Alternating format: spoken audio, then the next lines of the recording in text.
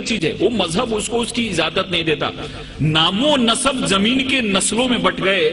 آدم کے بیٹے کتنے قبیلوں میں بٹ گئے،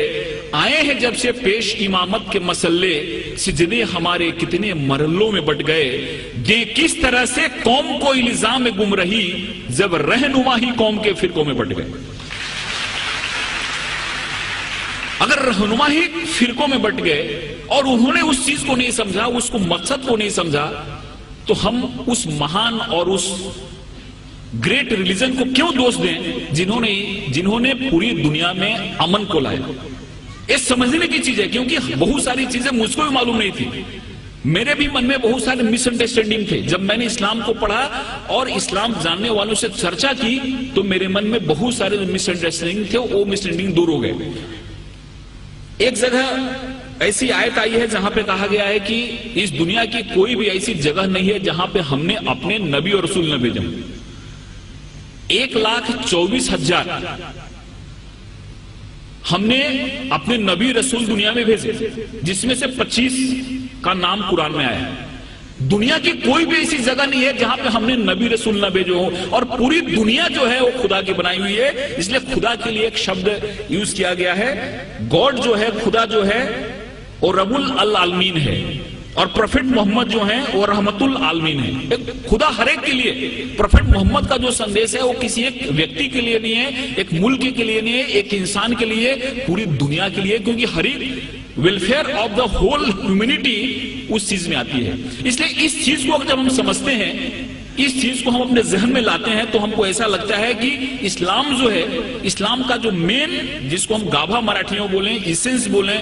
ہندی میں سار بولیں، وہ ہے کہ انسان ایک کیسے بہتر زندگی جی سکتا ہے اور خدا کے کیسے قریب جا سکتا ہے، ایک چیز ہمارے اسلام میں بتائی گئی ہے۔ اور مجھے امید ہے کہ اس طرح کے کارکرم سے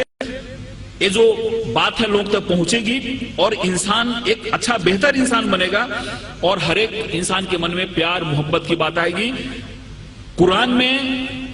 جہاد جو شبد ہے، لفظ ہے، کیول 41 ٹائم آیا ہے، لیکن اور جو چیزیں ہیں، کمپیشن کی بات ہے، رحمت کی بات ہے، آپ کہیں بھی دیکھو قرآن کی شروعات ہوتی ہے رحمت سے، رحیم سے شروعات ہوتی ہے، اور وہ جو شبد ہے رحمت شبد، وہ 325 بار آیا ہوا ہے۔ رحمت شبد جو ہے،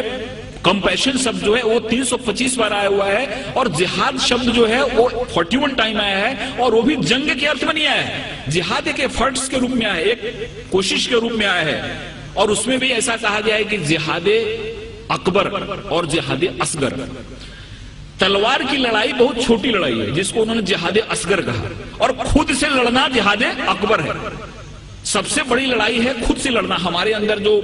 وکار ہے، ہمارے اندر جو دوش ہیں، ہمارے اندر جو خامیاں ہیں، ان خامیوں سے لڑنا سب سے بڑی لڑائی جس کو جہاد اکبر کہا، اور تلوار کی لڑائی چھوٹی لڑائی ہے، اس لڑائی کو بہت زیادہ ترجیح نہیں دی، وہ جہاد اصغر ہے۔ اس لیے بہت ایسی چیزیں ہمارے سامنے آتی ہیں جس چیزوں سے ایسا لگتا ہے کہ اسلام نے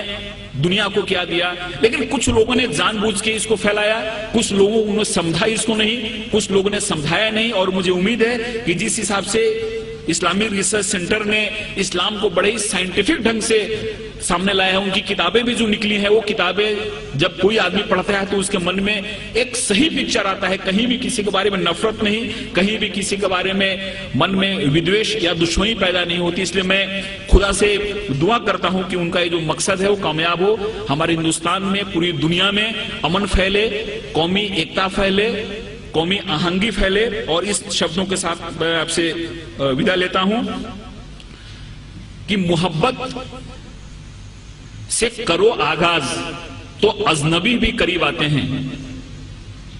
محبت سے کرو آغاز تو اجنبی بھی قریب آتے ہیں، اور محبت ہے ایک روحانی منزل جہاں فرشتے بھی سر جھکاتے ہیں۔ خدا حافظ۔